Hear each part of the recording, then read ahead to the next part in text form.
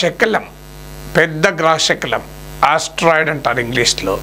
ఇది భూమి వైపుగా దూసుకువస్తుంది. భూమి వైపుగా ఈ గ్రహ శకలం ఆస్ట్రాయిడ్ వస్తుంది అని 2004లో మొదటిసారి స్పేస్ సైంటిస్ట్ గుర్తించారు. అప్పటి నుంచి ఇది భూమికి ఎంత దగ్గరగా, ఎన్నిసార్లు వస్తుంది, ఎప్పుడు వస్తుంది అనేది శాస్త్రవేత్తలు, స్పేస్ ఏజెన్సీస్ పరిశీలిస్తూనే ఉన్నాయి. సో ఈ ఆస్ట్రాయిడ్ అంటే ఏంటి అనేది మనకు ముందుగా అర్థం కావాలి. Asteroid can be any space object, అందుకే తెలుగులో దాన్ని గ్రహ శకలం అంటారు.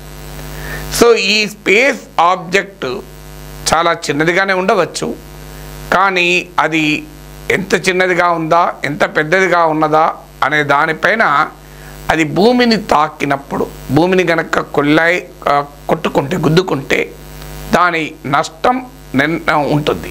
Just remember that if you have a small diameter object, just a 100-meter diameter object hit us, it could be very, very disastrous, very dangerous for you. A nation could be destroyed by that impact, and the entire Earth could be destroyed by impact of a few kilometer diameter asteroid. That is enough. ఇప్పుడు ఈ గ్రహ శకలం 2029లో ఒకసారి, 2036లో ఒకసారి భూమికి అతి సమీపంలోకి వస్తుంది అని శాస్త్రవేత్తల అంచనా. అతి సమీపంలోకి వస్తుందంటే ఏదో పక్కనే అని కాదు, 32,000 కిలోమీటర్ల దగ్గరగా వస్తుంది. 32,000 కిలోమీటర్లు. 32,000 కిలోమీటర్లు కూడా ఎంత దగ్గర అంటే మనము ప్రయోగించే భూస్థిర కక్షలో ఉండే ఉపగ్రహాలు ఉంటాయి, జియో స్టేషనరీ శాటిలైట్స్ అంటారు. జియో స్టేషనరీ ఆర్బిట్లో ఉండే శాటిలైట్స్ వీటికన్నా, ఈ ఆస్ట్రాయిడ్ వచ్చే దానికన్నా ఇంకా పైన ఉంటాయి. అంటే మన శాటిలైట్స్ తిరిగే డిస్టెన్స్ కన్నా ఇంకా దిగువకు వచ్చి భూమికి సమీపంలోకి వస్తాయి. సో ఈ గ్రహ శకలం ఎంత ఉంటుంది, ఇప్పటి వరకు శాస్త్రవేత్తలు చెప్పేది ఏంటంటే ఇది 340 to 450 మీటర్స్ ఉంటుంది అని అంచనా. 340 మీటర్ల నుంచి 450 మీటర్ల, 340 to 450 మీటర్స్ డయామీటర్. దీని వ్యాసము 340 to 450 మీటర్స్ మధ్యలో ఉంటుందని అంచనా. సాధారణంగా స్పేస్ సైన్స్ చెప్పేది ఏంటంటే ఏదైనా ఒక స్పేస్ ఆబ్జెక్ట్ గ్రహ శకలము 140 మీటర్స్ డయామీటర్ ఉంటే అది పొటెన్షియల్లీ హజార్డస్ అంటారు. అంటే అది భూమికి తాకితే చాలా ప్రమాదంగా వర్గీకరిస్తారు. అంటే 140 మీటర్స్ డయామీటర్ వ్యాసం ఉంటేనే అది హజార్డస్, ప్రమాదకరము అంటారు. అలాంటిది ఈ ఆస్ట్రాయిడ్ 340 to 450 మీటర్స్ డయామీటర్ ఉండవచ్చని అంచనా. దీని పేరు అపోఫిస్ అని పెట్టారు. అపోఫిస్ అంటే ఈజిప్షియన్ గాడ్ ఆఫ్ క్యావస్, అంటే ఈజిప్ట్లో ప్రళయక దేవత. సో దాని పేరు ఈజిప్షియన్ మెథాలజీలో ప్రళయ దేవతకు ఉండే పేరును పెట్టారు. ఎందుకంటే ఇది కనుక భూమిని తాకితే నిజంగానే ప్రళయం లాంటి సమస్య వస్తుంది కనుక. సో ఈ అపోఫిస్ 340 to 450 మీటర్స్ ఉంటే, నేను ఇంతకుముందు చెప్పినాను మీకు 140 మీటర్స్ డయామీటర్ ఉంటేనే అది పొటెన్షియల్లీ డేంజరస్. ఇక 300 మీటర్స్ డయామీటర్ ఉంటే, అంటే ఆ గ్రహ శకల వ్యాసము 300 మీటర్లు ఉంటే ఒక ఖండమే ఎగిరిపోవచ్చు. అంటే భూమిపైన ఒక కాంటినెంట్ లేసిపోవచ్చు, అంత ఇంపాక్ట్ ఉంటుంది. సో ఒక కాంటినెంట్ లేసిపోయే ఇంపాక్ట్ ఉండే సైజు కన్నా కూడా ఇది ఇంకెక్కువ, 340 to 450 మీటర్స్. 300 మీటర్స్ ఉంటేనే ఒక కాంటినెంట్ ఎగిరిపోతుంది. అందువల్ల అనుకోకూడదు. కానీ ఈ అపోఫిస్ భూమికి తాకితే ఇప్పుడు మీరు ఎంత ప్రమాదమో దీన్ని బట్టి అంచనాకు రావచ్చు. సో ఇలా భూమి వైపు గ్రహ శకలాలు రావడము, గ్రహ శకలాలు కొత్తేమి కాదు.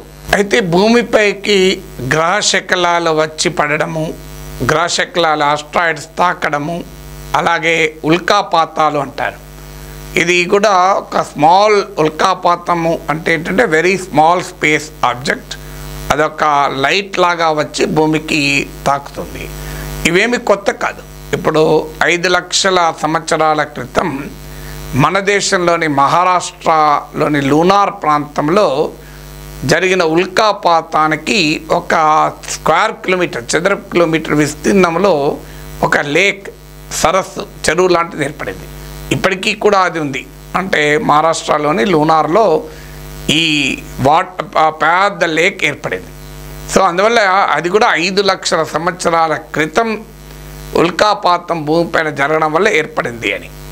అలాగే యాజ్ ఎర్లీ యాజ్ 2013లో ఫిబ్రవరి 2013లో రష్యాలోని ఓబ్లాస్ట్ అనే ప్రాంతంలో 20 మీటర్స్ 20 మీటర్ల వ్యాసం 20 మీటర్ డయామీటర్ కలిగినటువంటి గ్రహశకలం ఆస్టరాయిడ్ తాకడం వల్ల 1500 పీపుల్ 1500 మందికి గాయాలయ్యాయి.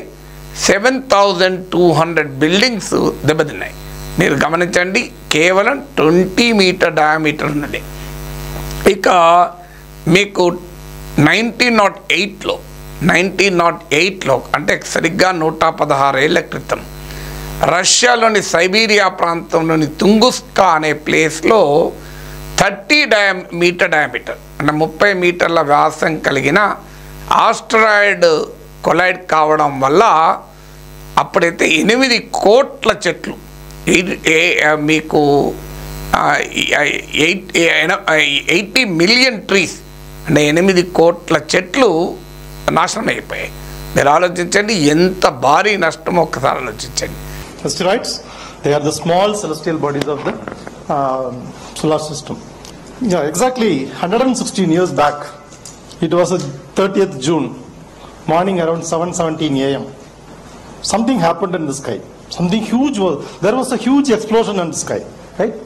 And people are not, those days, no internet, no formal education, those days, because it's a literally sparsely populated area called the banks of the river Tunguska. Okay, the right pronunciation I learned now only. Tunguska, earlier I used to tell Tunguska, now it is Tunguska. Okay, this Tunguska, something exploded, huge explosion. Beyond 1000 kilometers, you all know what a Richter scale is, right? Used to measure the earthquake's intensity. Beyond 1000 kilometers, it measured 5. So at least at that particular epicenter, it should have been Richter scale 8. Such a huge explosion happened there. Around 2000 square kilometer, right? 2000 square kilometer forest was destroyed. So many reindeers. You know what is a reindeer? Our Christmas grandpa used to come on a cart pulled by reindeers. The reindeers were thrown away. Okay. So naturally, the condition was such that only 3 people died in that huge explosion because that area of Siberia was totally very, very sparsely populated. నేను ఇంతకుముందు చెప్పాను మీకు, సాధారణంగా 140 metres diameter ఉంటే అది potentially డేంజరస్గా భావిస్తారు. Any space object of 140 meter diameter భూమిని గుద్దుకుంటే. ఇక 300 మీటర్స్ డయామీటర్ ఉన్నదైతే ఒక ఖండాన్ని లేపడేస్తాం, కాంటినెంట్ లేపేస్తుందని ఇస్రో అంచనా. ఇదైతే ఇప్పుడు అపోఫిస్ 340 to 450 మీటర్స్ డయామీటర్ ఉంది అని అంచనా వేశారు శాస్త్రవేత్తలు. సో మీకు ఒక 10 కిలోమీటర్ డయామీటర్ కనుక ఉంటే ఆస్ట్రాయిడ్ గ్రహశకలం భూమిపైన అసలు జీవరాశులు ఉంటాయన్న గ్యారంటీ కూడా లేదు. అంటే సర్వనాశనం అయిపోతుంది మొత్తం. మీకు మనం చదువుతుంటాం ఇలాంటి ఒక పెద్ద గ్రహశకలం తాకడం వల్లనే కొన్ని మీకు డైనోసార్స్ భూమిపైన లేకుండా పోయాయి. ఆ ఆస్ట్రాయిడ్ అటాక్లో దాదాపు 70% ఆఫ్ స్పెసిస్ భూమిపైన 70% జీవరాశులు అంతమయ్యాయని. ఇది దాదాపు 10 to 15 కిలోమీటర్ డయామీటర్ కలిగిన ఆస్ట్రాయిడ్ వచ్చి గ్రహశకలం వచ్చి భూమికి తాకడం వల్ల డైనోసార్ల భూమిపైన లేకుండా పోయాయి. 70% జీవరాశులు కూడా అంతమయ్యాయని చెప్తారు. సో ఇప్పుడు ఇదైతే 340 to 450 మీటర్స్ మాత్రమే. నేను చెప్పేది 10 కిలోమీటర్స్ 15 కిలోమీటర్స్ అంత డయామీటర్ ఉంటాయి. ఇది నాట్ ఈవెన్ 1 కిలోమీటర్ కూడా కాదు. అందువల్ల అంత వరి కావాల్సిన లేదు. సైంటిస్టులు చెప్పేది స్టడీస్ ఏం చెప్తున్నాయంటే దాని ట్రాజెక్టరీ అంటే ఆ గ్రహశకలము ఎలా మూమెంట్ ఉంది, దాని గ్రావిటీ అది మూమెంట్ ఎలా ఉంది, ఎన్ని డిగ్రీల ఉంది, ఎన్ని కిలోమీటర్ల దూరంలో ఉంది, ఇలాంటి ఆస్ట్రానమికల్ మ్యాథమెటికల్ క్యాలిక్యులేషన్ చేసి చెప్పేది అంటే 2029లో బహుశా భూమికి తాకకపోవచ్చు అని, చాలా దగ్గరగా వెళ్ళిపోవచ్చు అని. అయితే శాస్త్రవేత్తలు దీని నుంచి భూమిని కాపాడటానికి కూడా మొదలుపెట్టారు ప్రయత్నాలు. So what we should do when some asteroid is coming towards Earth and then it is going to impact, you come to know about it a few hundred years early, but knowing about it itself is difficult. Knowing that an asteroid is going to come and hit you 100 years from now, how do you really know?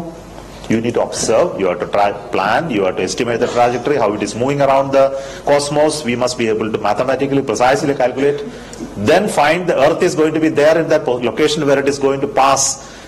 Earth is not there also, it will not hit. So that precision of calculation becomes important. And if you don't know how to calculate it, you will never know that it is going to hit us. So the knowledge of orbital mechanics, prediction capability, computational capability, mathematics becomes very important to understand.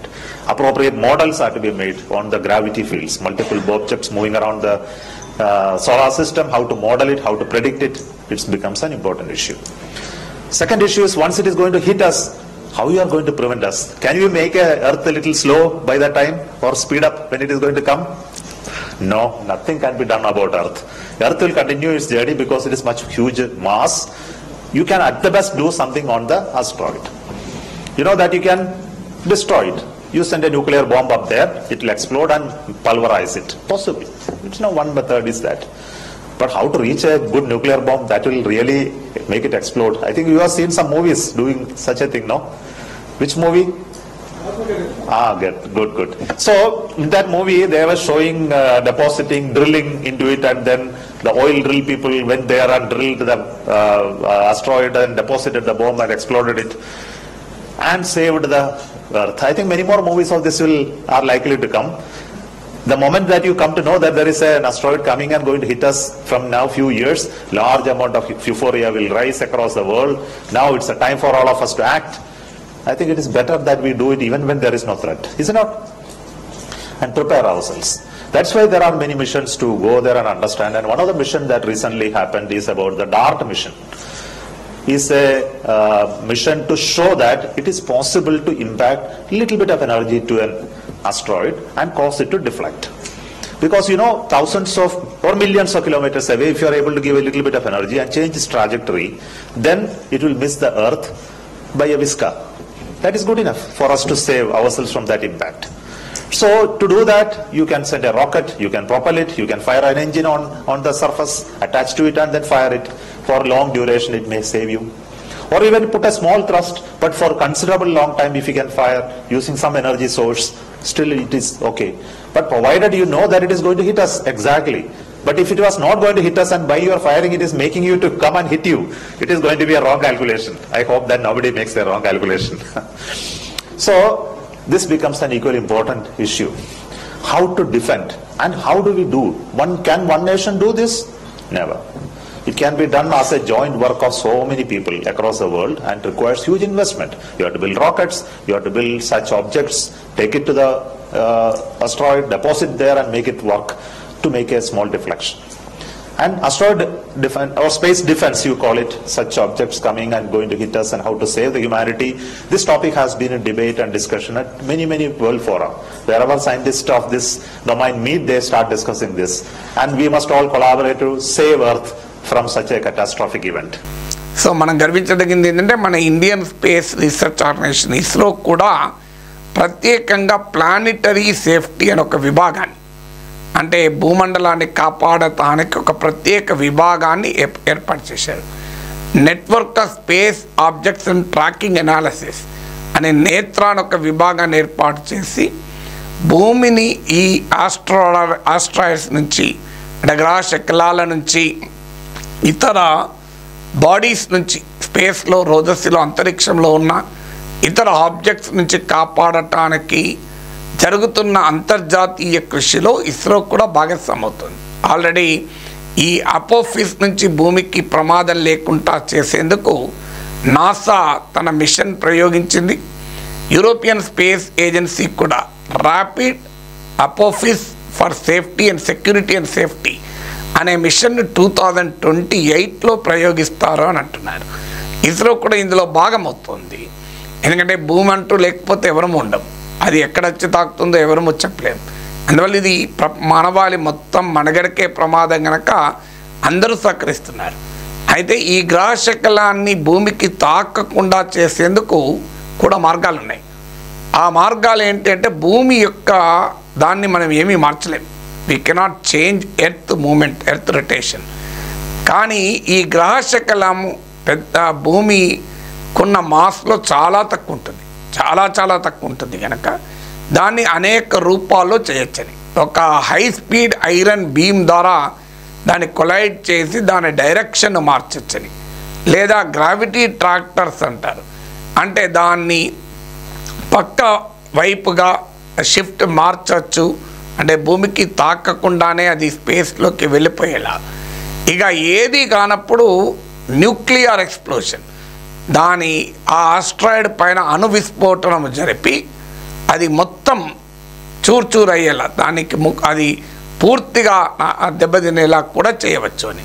So ఇలా రకరకాల పద్ధతుల్లో గ్రహశకలాన్ని చాలా సులభమైన పద్ధతి ఏంటంటే దాని డైరెక్షన్ను కాస్తంత పక్కకు కనుక మరలించగలిగితే భూమికే తాకదు, భూమికైతే ప్రమాదం ఉండదు. సో అందువల్ల ఈ ఆస్ట్రాయిడ్స్ భూమి నుంచి మానవునికి ప్రమాదం లేదా అంటే ఆస్ట్రానమీ చెప్పేది, స్పేస్ సైన్స్ చెప్పేది ఖచ్చితంగా మానవాళికి ఉన్నటువంటి ఒక ఎగ్జిస్టెన్షియల్ థ్రెట్, అంటే భూమిపైన మానవునికి జీవరాశులకున్న మనుగడకున్న ఒక ప్రమాదము ఈ గ్రహశకలాలు, స్పేస్ ఆబ్జెక్ట్స్ వచ్చి ఎర్త్ను కొలైడ్ కావడం. దాన్ని ఎవరము కాదని అనలేం. అది ఎప్పుడు జరుగుతుంది, 100 years జరుగుతుందా, 1000 years జరుగుతుందా మనకు చెప్పలేం. కానీ అది జరగదు అని మాత్రం గ్యారంటీ అయితే ఎవరు ఇవ్వలేం. There is a possibility that an asteroid will come and hit us one day. It may not today, it may be 100 years later, 200 years later. Are we really going to be an extinct race? Never. I think that is a decision the humanity will make, and will prepare ourselves for enabling us to do some little bit of defense. కానీ అలాంటి ప్రమాదం వచ్చినప్పుడు దాని గమనాన్ని శాస్త్రవేత్తలు పరిశీలిస్తూ అది భూమికి దగ్గరగా వచ్చి తాకకుండా చేసేందుకు అవసరమైన అన్ని చర్యలు తీసుకుంటారు. దాన్ని స్టడీ చేస్తూ ఉంటారు. దాని క్యారెక్టర్ ఏంటి, అది ఏ రూపంలో ఉంది, ఏ పరిణామంలో ఉంది, అందులో ఏముంది, అది గ్రహశకలం, అది కన్సిస్టింగ్ ఆఫ్ మెటలా, కన్సిస్టింగ్ ఆఫ్ వాట్ మెటీరియల్స్, వీటన్నిటిని కూడా స్టడీ చేస్తూ ఉంటారు. ఎందుకంటే ఈ ఆస్ట్రాయిడ్స్ వల్ల నెగిటివ్నే కాదు, పాజిటివ్ కూడా ఉంది. ఈ ఆస్ట్రాయిడ్స్ని స్టడీ చేయడం వల్ల అసలు ఈ రహస్యాల్ని కూడా మనం ఛేదించవచ్చు. అందువల్ల లైఫ్ యొక్క ఫార్మేషన్కు మూలాన్ని కూడా మనం కనుక్కోవచ్చు. అందువల్ల ఆస్ట్రాయిడ్ పైన రీసెర్చ్ నిరంతరం జరుగుతూనే ఉంటుంది. 1908లో రష్యాలోని తుంగుస్కాలో జరిగిన ఆస్ట్రాయిడ్ గ్రహశకల అటాక్ జరిగిన రోజును అంతర్జాతీయ ఆస్ట్రాయిడ్ డేగా, ఇంటర్నేషనల్ ఆస్ట్రాయిడ్ డేగా కూడా, అంతర్జాతీయ గ్రహశకల దినోత్సవంగా కూడా జరుపుకుంటారు. సో అందువల్ల ఇప్పటికిప్పుడు మనం భయపడాల్సింది లేదు. కానీ it's a very major scientific event. దీన్ని ప్రపంచమంతా కలిసి ఈ ప్రమాదం నుంచి భూమిని కాపాడేటువంటి ప్రయత్నాలు మాత్రం ముమ్మరంగా మొదలయ్యాయి.